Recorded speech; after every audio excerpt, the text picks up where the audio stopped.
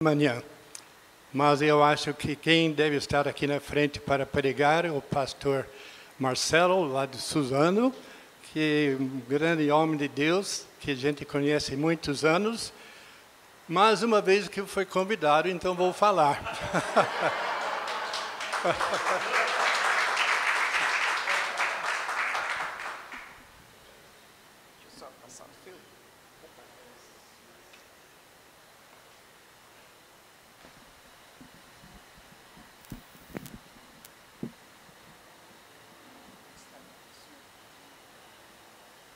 Acho que tá bom.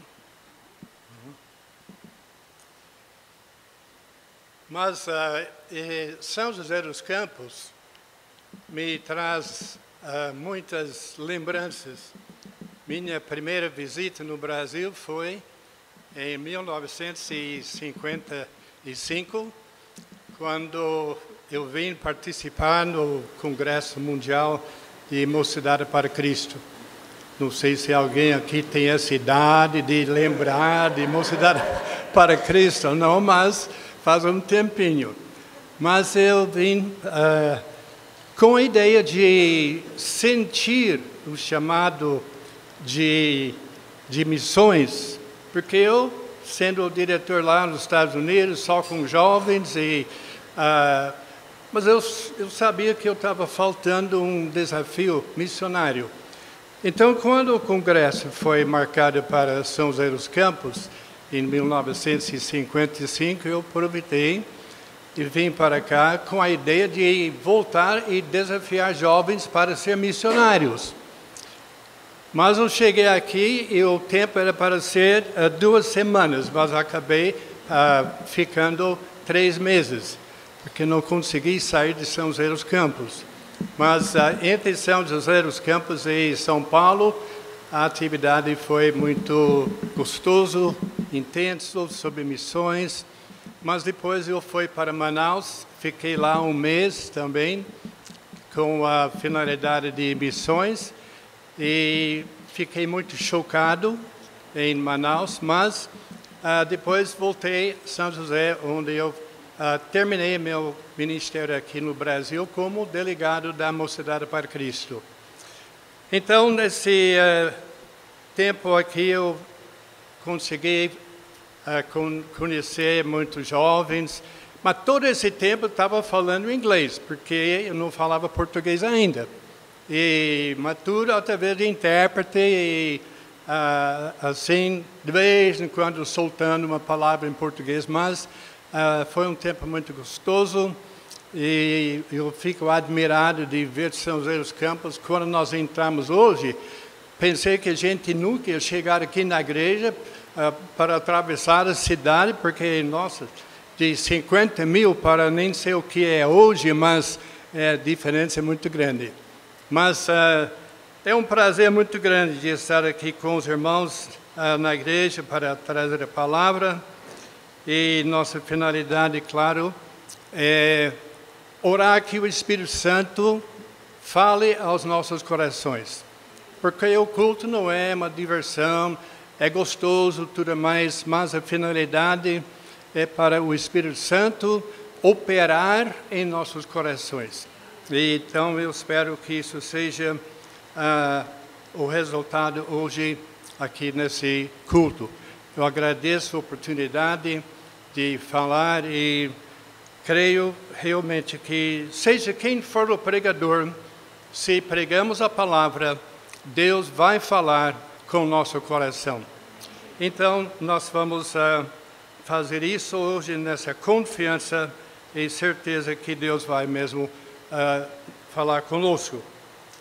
Eu gostaria de ler o trecho em 1 Coríntios, se você quiser seguir na sua Bíblia, pode fazer isso. Então, nós vamos fazer a leitura da palavra em 1 Coríntios, a partir do versículo 10. 1 Coríntios, versículo 10. Ora, irmãos, não quero que ignoreis que nossos pais estiveram todos sob a nuvem, e todos passaram pelo mar. Tendo sido todos batizados, assim na nuvem como no mar, com respeito a Moisés, todos eles comeram de um só manjar espiritual e beberam de mesma fonte espiritual, porque bebiam de uma pedra espiritual que os seguia, e a pedra era Cristo. Entretanto, Deus não se agradou da maioria deles, razão porque tinham prostrados no deserto. Ora, essas coisas se tornaram exemplos para nós, a fim de que não cobicemos as coisas más, como eles cobiçaram. Não vos façais, pois, idólatras como alguns deles, porquanto está escrito: o povo assentou-se para comer e beber e levantar-se para divertir-se. E não pratiquemos imoralidade como alguns deles e fizeram e caíram um só dia 23.000. Não ponhamos o Senhor à prova, como alguns deles já fizeram, e pereceram pelas mordeduras das serpentes. Nem murmureis, como alguns deles murmuraram, e foram destruídos pelo exterminador. Estas coisas lhes sobrevieram como exemplos, e foram escritos para a advertência nossa, de nós,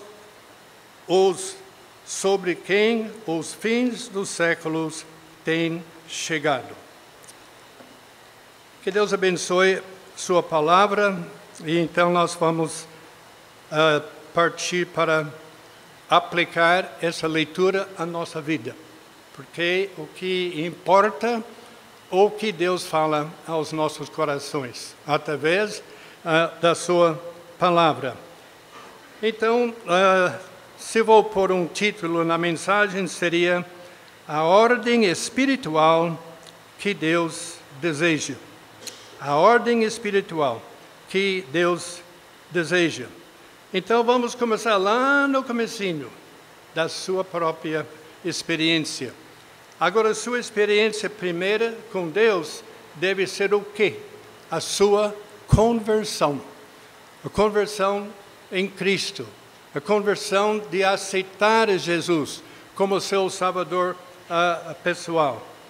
E, infelizmente, hoje, eu digo, como vocês sabem, eu estou no Brasil há muitos anos, eu vejo o crescimento da igreja evangélica no Brasil, Deus seja louvado por isso.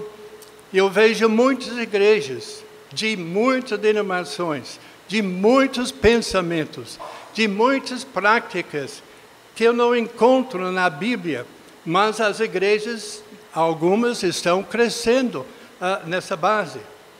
Eu vejo, sinto, e outros pastores confirmam, que há pessoas nas igrejas, já membros das igrejas, mas que não demonstram uma conversão genuína em Cristo Jesus. Então, um crescimento sem qualidade. Mas o primeiro passo para nós agradarmos a Deus é a conversão. Isto é, você aceitar Jesus como seu único e suficiente Salvador. E logo depois do batismo deve ser o quê? A conversão deve ser o batismo. Na Bíblia, a conversão veio primeiro. Logo em seguida, às vezes no mesmo dia, na mesma hora, já veio o batismo. Não passou por provação, se vai permanecer, ou se vai fazer isso assim, não. A pessoa aceitou Jesus, água. Então, o próximo passo na nossa vida experiência cristã é o batismo. Se você nunca foi batizado ainda, mas professa Jesus como seu salvador pessoal, você está faltando uma coisa muito importante, que é o batismo. E não é um pingo de água na cabeça, não. É um banho num tanque. Então, aqui não tem, mas eu sei que tem um rio aqui perto, ou tem uma igreja que empresta um batismo, mas, irmãos, o batismo por imersão é o padrão bíblico. Quando aquele eunuco estava viajando e ele foi abordado por um dos servos de Deus, Filipe, então, o que foi? Depois de o cristão falar com aquele eunuco, ele tocou no assunto de batismo. Então o eunuco falou para Filipe e disse, então, olha que água, quem impede que eu seja batizado? Então o que ele ouviu de resposta? Se crês no Senhor Jesus Cristo como seu único Salvador, então você será batizado. Então o eunuco falou o quê? Eu creio. Então Filipe disse, olha que água, então vamos descer lá. Então a Bíblia diz que desceram, então não era apenas uma pinga na água, mas desceram na água e ele foi batizado. Então, esse é o procedimento bíblico. É aceitar Jesus, ser batizado e agora fazer o quê? Levar a vida cristã como seu padrão de vida. Então, isso é muito importante. E nós sabemos que é o plano de Deus. Então, o crescimento espiritual. Irmãos, crescimento espiritual hoje, nas igrejas evangélicas, às vezes, agora eu não posso dizer todo mundo, claro, e às vezes até uma exceção, mas o crescimento espiritual é uma parte da nossa experiência que eu sinto com tantos anos aqui no Brasil e vendo as coisas que muitas igrejas estão faltando em ensinar a vida cristã na sua prática. O cristão tem que demonstrar que ele é cristão. Não é só frequentar a igreja domingo e de vez em quando não. Ser cristão é levar Cristo a sério em nosso dia a dia. E isso envolve toda a nossa vida particular, lá no comércio ou nas escolas, seja onde for. Mas, irmãos, hoje nós estamos vendo muitos professos cristãos que não estão realmente demonstrando uma conversão verdadeira. Muito bem, então esses são os 3 passos em ordem. Ouvir o Evangelho, aceitar o Evangelho, ser batizado para identificar como evangélico e depois viver a vida cristã. Essa é a prova. Então nós vamos ver algumas coisas sobre a vida cristã. O que nós devemos fazer. Então, primeiramente, nós notamos no versículo 5 e vejamos o que a Bíblia aqui fala. E vamos lembrar que não é fácil ser um cristão. Não é fácil, não. Mas Deus dá condições para nós levarmos mesmo a vida cristã. Então, no versículo 5, o apóstolo Paulo está dando essa passagem. Eu gosto dessa passagem quando a gente fala sobre a vida cristã, porque aqui está completo. A partir da conversão até a maturidade cristã em nossa vida como servos de Deus. Então, no versículo 5, ele diz: entretanto, Deus não se agradou da maioria deles, razão porque ficaram prostrados no deserto. Muitos professaram, mas não agradaram a Deus. E como já falei, há muitas pessoas que professam o cristianismo, mas não demonstram que são realmente cristãos de valor, de verdade. Então, irmãos, é uma coisa muito séria a nossa vida cristã. E nós sabemos que esta vida é realmente um deserto em que nós lutamos para levar a vida cristã a sério, mas Deus sempre dá condições para nós fazermos a sua vontade como cristão verdadeiro. Deixe-me ler uma passagem em Mateus, capítulo 7. Mateus, capítulo 7, e nós vamos ver como Deus deseja o nosso crescimento. Mateus, capítulo 7, versículos 21 a 23.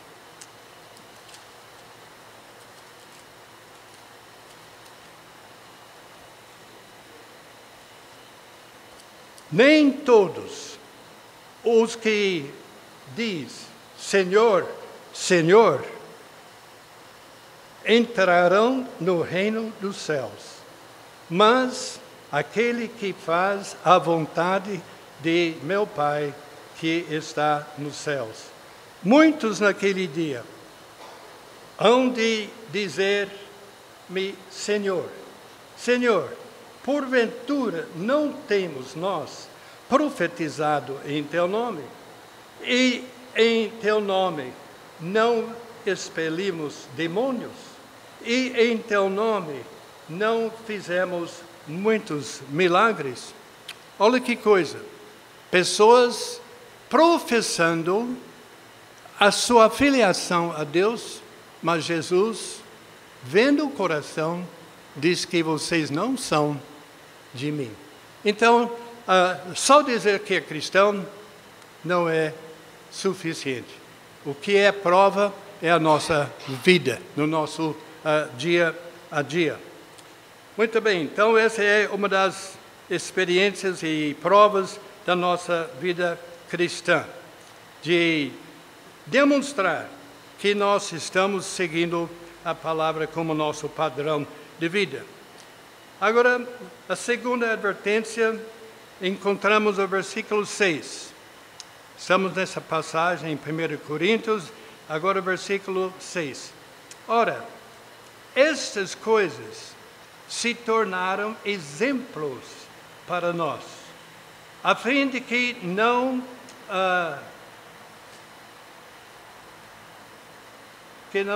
cobiçamos as coisas. A minha Bíblia está marcada tanto que às vezes está em cima da letra que estou querendo ler. As coisas más, como eles cobiçaram.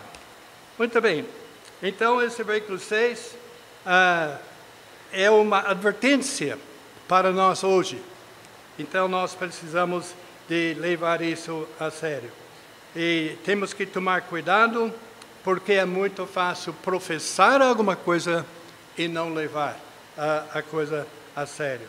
Agora estou apontando aqui, então facilitou bastante, está bem.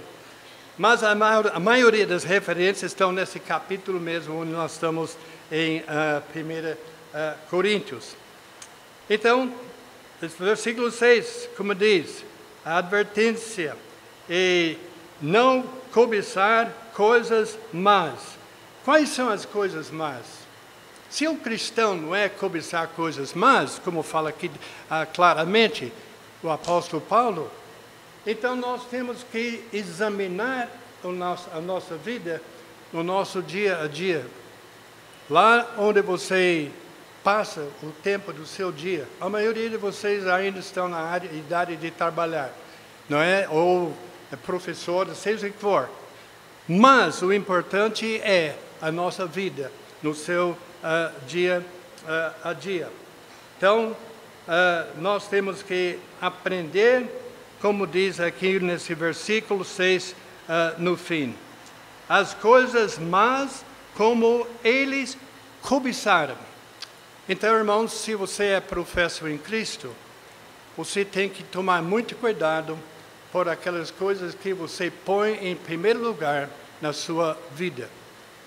E isso a gente vê, eu não digo só os jovens não, porque muitas vezes os adultos é a mesma coisa.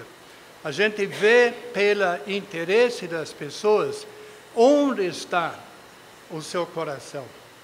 E hoje em dia não é difícil de reconhecer que as pessoas não estão pondo as coisas de Deus primeiro nas suas vidas, como nós devemos fazer. Muito bem, então o apóstolo Paulo traz essa advertência. Outra coisa que ele toca aqui nessa passagem é o versículo próximo, versículo 7. Não vos façais, pois, o quê? Idólatras, como alguns deles. Porque está escrito, o povo assentou-se para comer e beber, e levantou-se para divertir-se. E não pratiquemos imoralidade. Então, esse é o próximo ponto. Mas antes, então, é de nos cuidar dos nossos interesses e as nossas atividades. Então, a idolatria se expressa em muitas maneiras. E ele cita as áreas em que a pessoa pode cair. De comer, de diversão e outras atividades cotidianas. E ele não está falando sobre idolatria como a Igreja Católica, não. Nós condenamos, às vezes, a Igreja Católica por causa de idolatria. E, de fato, na maioria dos casos, é isso mesmo. Mas, e você? Você não é idólatra? Você pode demonstrar a sua idolatria pelas coisas que você põe em primeiro lugar na sua família, na sua vida, no seu serviço, seja onde for.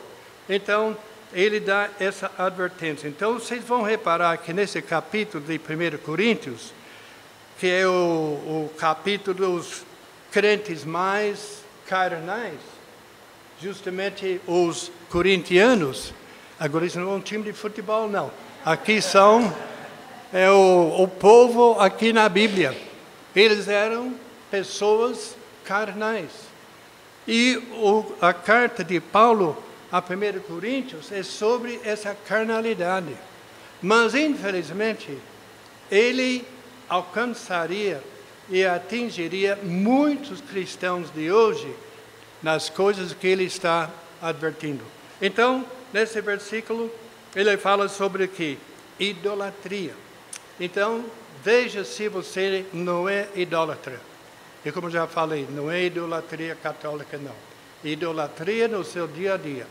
E muitas vezes tem crentes tão ocupados em coisas legítimas, mas negligenciam aquilo que Deus põe em primeiro lugar. Esse é o erro de muitos dos professos cristãos de hoje. Eles não põem em primeiro lugar aquilo que Deus põe em primeiro lugar. Agora, no versículo 8, continuando nessa mesma passagem, como já falei, esse trecho na 1 Coríntios fala sobre a vida cristã na prática. É isso que é o importante. É isso que o mundo lá fora quer ver. Quando você diz que você é crente, eu lembro quando eu cheguei no Brasil e comecei a ouvir a palavra crente. Mas o que é crente? Crente é crer. Mas eu descobri que o crente, normalmente naquele tempo, não sei se ainda se refere aos evangélicos. Mas, se nós somos crentes, nós temos que viver como crentes. E isso envolve muitas coisas em nosso dia a dia. Agora vai ser interessante, quando chegar a hora, e o dia está chegando, quando Deus vai nos chamar lá para cima, no arrebatamento, graças a Deus vamos subir. Mas sabe, a primeira coisa que vai acontecer conosco no arrebatamento, você sabe o que é o arrebatamento? É quando Jesus nos chama para cima e nós subimos. Primeira coisa, eu sempre achei interessante, nós, os crentes, seremos julgados. Não para determinar se nós vamos entrar no céu ou não, porque já subimos lá no arrebatamento. Mas a primeira coisa, irmãos, Ele vai nos julgar. Ele vai nos separar um por um, como diz no Apocalipse capítulo 22. Um por um. Então aí nós vamos ser julgados como crentes. Você vai passar vergonha? Ninguém aqui é perfeito na carne. Lá em Cristo somos. Se não fomos em Cristo, então nem vamos lá para o céu. Mas Deus vai julgar a nossa vida no nosso dia a dia, aqui em Mogi das Cruzes, aqui em São José dos Campos, seja onde for. Nós seremos chamados como crentes, salvos, mas a primeira coisa é o nosso julgamento. Como nós agimos e vivemos aqui na terra, professando Jesus como nosso Salvador pessoal.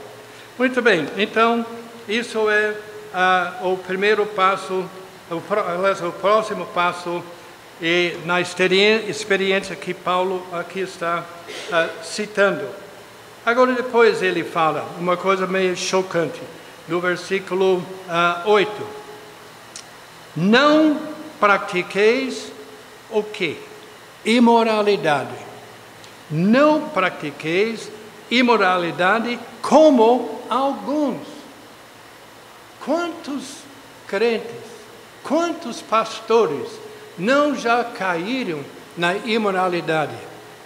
Eu conheço pelo menos 2 pastores em nossa cidade de Mogi que caíram na imoralidade. E um continuou no ministério, o outro abaixou a cabeça e saiu. Mas, imoralidade, e Paulo está dizendo que como alguns praticaram imoralidade. E não diga que você é isento, porque você não é isento. Não quer dizer que você vai cair, mas você não é isento da tentação de cair em alguma maneira ou outra. Esse cair pode ser em muitas maneiras. Falta de dar o dízimo, falta de louvar a Deus como deve louvar, falta de o culto devocional, familiar, muitas coisas que Deus vai nos julgar. O crente vai ser julgado depois do arrebatamento. Primeira coisa é a prova diante de Deus como nosso Senhor e Salvador. Muito bem. Então, eu sei que imoralidade é um problema muito sério hoje, para os jovens especialmente, mas não é só o jovem, não.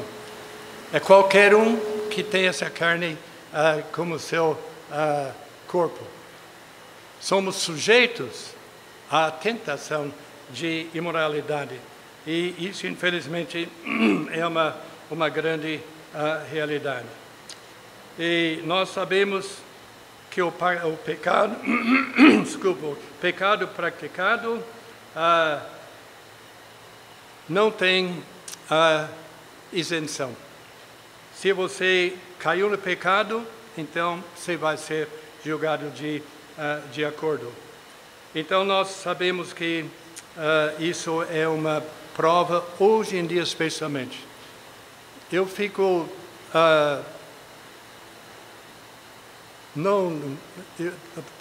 tenho que dizer sim, eu fico triste em ver as coisas que se passam hoje na televisão, o que os jovens estão fazendo, até jovens professam cristãos, é a imoralidade que está dominando tantos jovens e pessoas hoje.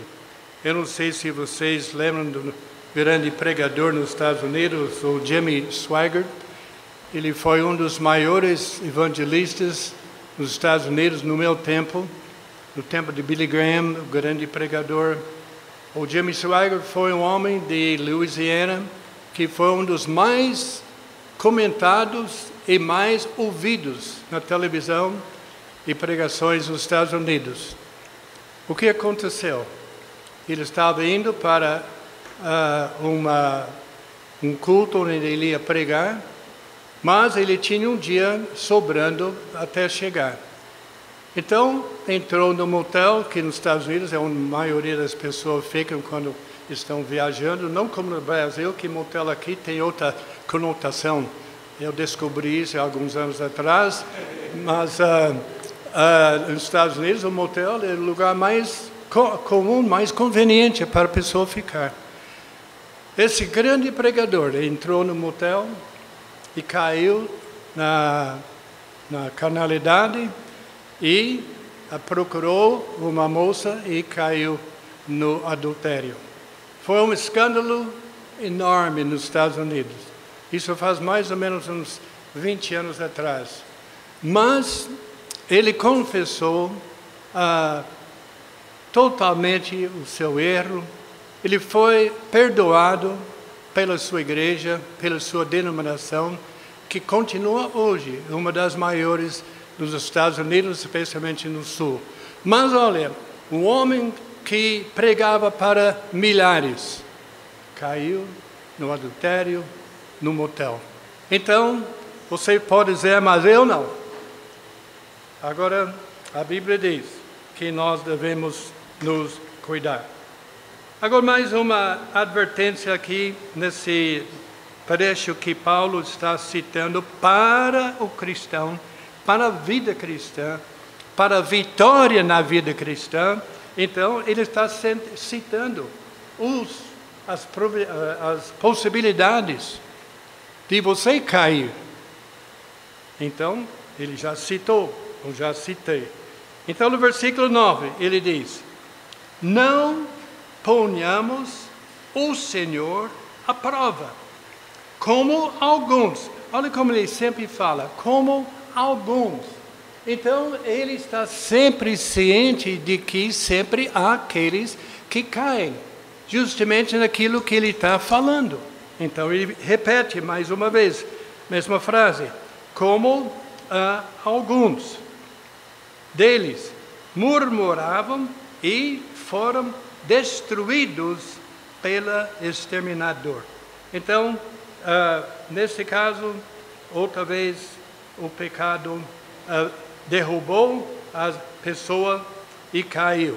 Mas ele está dando advertência para tomar cuidado. Então, não ponha Deus à prova. Nós devemos respeitar a Deus, conforme a sua palavra diz, e nós não podemos pôr Deus à prova. E nós sabemos que o castigo de Deus sempre vem. Como diz aqui sobre os serpentes. A Bíblia diz que ele mandou serpentes. Vocês sabem o que aconteceu aí com o povo desobediente. Mas nós não podemos pôr Deus à prova.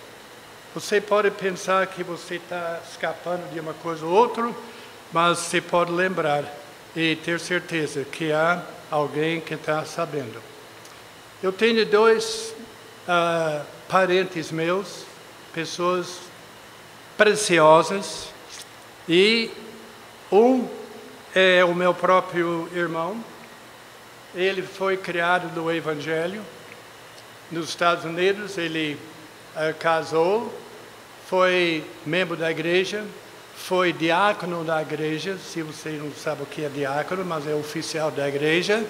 Ele foi diácono, mas a igreja dividiu, como acontece às vezes entre os crentes, também brigam, né?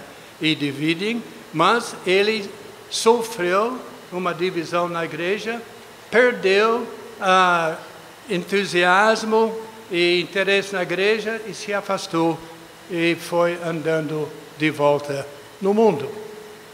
Na nossa visita com ele, esse mês agora de dezembro, nós passamos nos Estados Unidos, conversei com ele, como a gente tinha falado várias vezes antes, mas agora ele disse, olha, Sonny, me chama Sonny, quer dizer, irmão tal, ele disse, olha, eu estou voltando à igreja.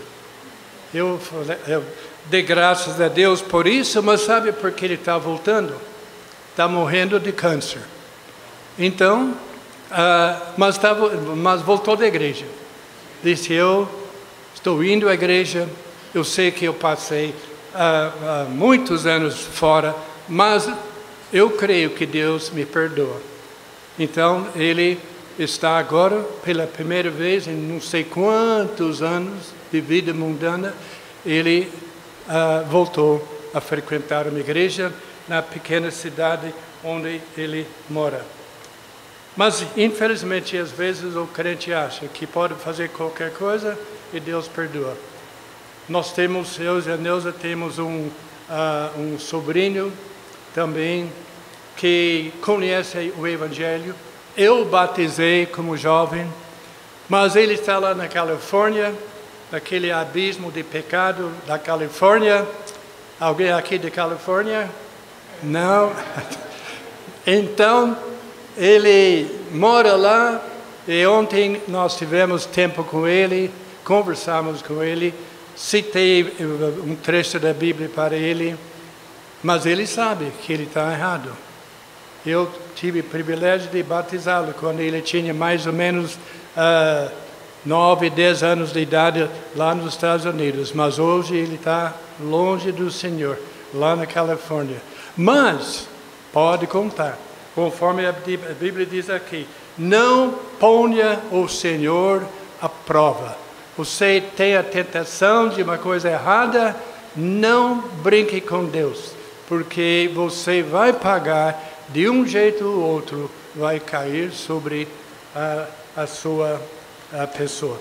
Então, para encerrarmos a nossa mensagem, baseada aqui em 1 Coríntios 10, que é um padrão de advertências para levar a vida cristã a sério e na vitória.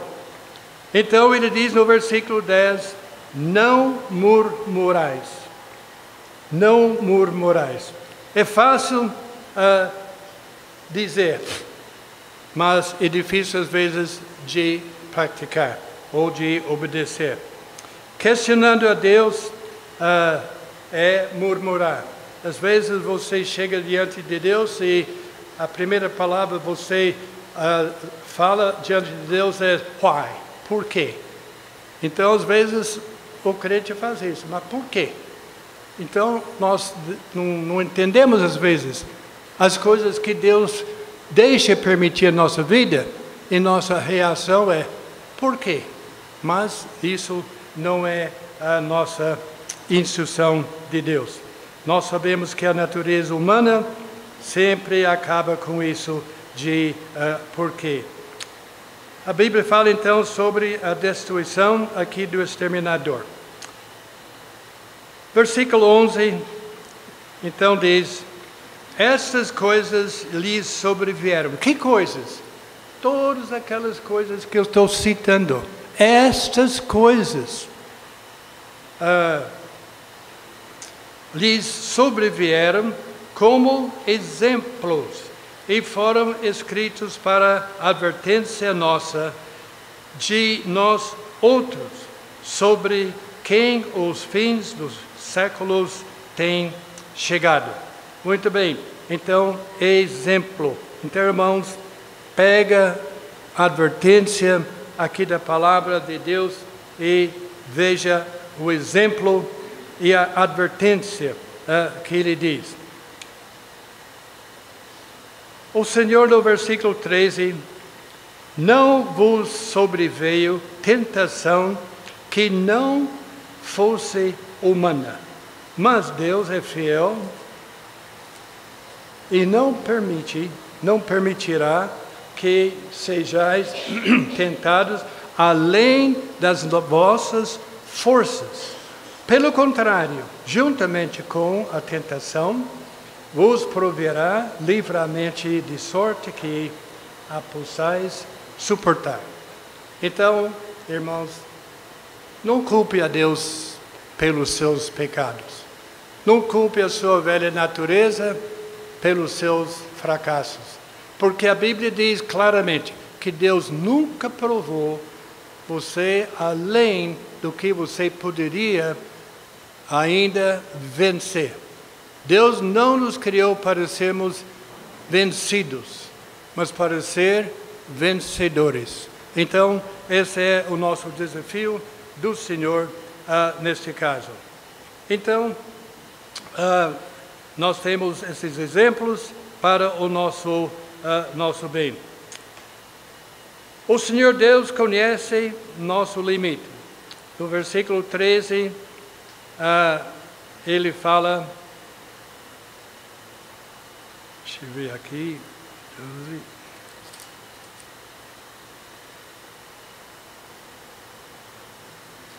Eu virei errado aí. 14. Bom, eu perdi aqui a minha conta, 1 Coríntios. Aqui, ó. Então, esse versículo que acabo de citar para os irmãos, é que Deus não nos prova além do que nós podemos aguentar. E no versículo 14, ele fala, portanto, meus irmãos, fugi da idolatria. Interessante, ele fez aquela lista de coisas e depois ele repete mais uma vez, não caiais na idolatria. Então, são tantas formas de idolatria. E isso que nós temos que tomar muito cuidado. E para, então, encerrarmos nosso pensamento hoje sobre o padrão da vida cristã no nosso dia a dia, eu tentei explicar as provações, as tentações que nós enfrentamos no dia a dia. E não me diga que você não tem essas coisas na sua vida.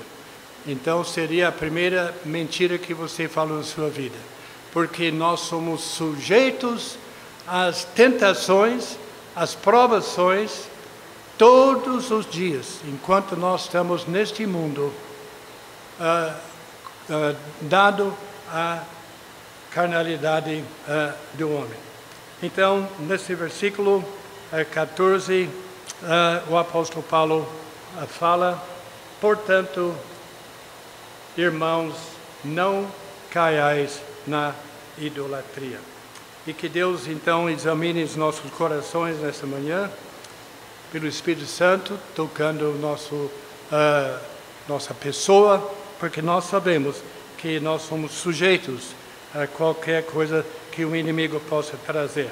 Mas uma coisa, Deus promete vitória. A vitória é nossa, não é de Satanás, não. A vitória é nossa. Vamos orar, então, para encerrar nosso pensamento nessa manhã, citando as coisas que passam por nossa vida, as provações, as tentações, mas também a vitória, como ele termina. Interessante que ele termina toda aquela lista de tentações com a promessa de vitória. Porque ele disse, olha, todas essas coisas podem passar por você, mas a vitória é sua. No versículo 13, onde ele cita que nós temos a vitória em Cristo. Vamos orar então. Querido Deus, nós te louvamos pela tua palavra, pela advertência que ela nos traz. Senhor, tu conheces as nossas vidas, tu conheces nossos pensamentos, nossos desejos, tu conheces as nossas inclinações, mas nós te louvamos que maior é aquele que está em nós do que aquele que está no mundo. Senhor, nós agradecemos pela vitória que nós temos prometido no Senhor Jesus. E nós sabemos que, saindo desta igreja hoje de manhã, nós podemos enfrentar qualquer coisa que vem do mundo, que nós não esperamos, mas pode acontecer. Mas nós sabemos, seja o que for, como for, maior é a nossa vitória do que aquele que possa nos aguentar ou afligir. Senhor, nós entregamos a Tua palavra nas Tuas mãos, pedimos que Teu Espírito Santo fale aos nossos corações. Em nome de Jesus. Amém. Muito obrigado, irmãos. Foi um prazer muito grande e eu sei que todos nós temos